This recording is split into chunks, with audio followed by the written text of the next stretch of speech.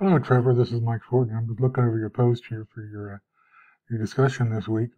Um, one of the inaccuracies in our assignment I'd like to point out to you was we talked about the differences between visible light and radio telescopes. Uh, what we should have said was optical telescopes and then radio telescopes. Optical using uh, a different portion of the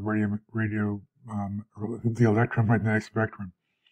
The reason I say that differently is because in the past few weeks we've had a lot of information come home to us from the James Webb Space Telescope, which was just put in orbit a few months ago after a 20-year building process.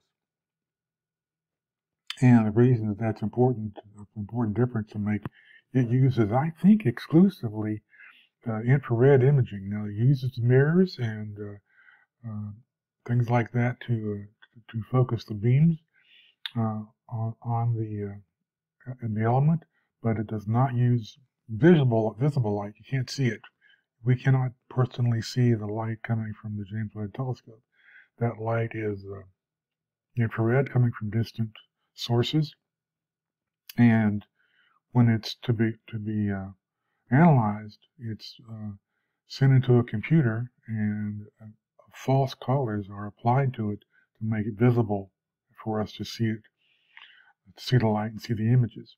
It doesn't change the image at all, other than it shifts it from infrared to blue or something like that. But the other question I've got for you here is why are visible or optical telescopes useful for stars and planets, and radio telescopes are only really useful for galaxies and nebula things like that.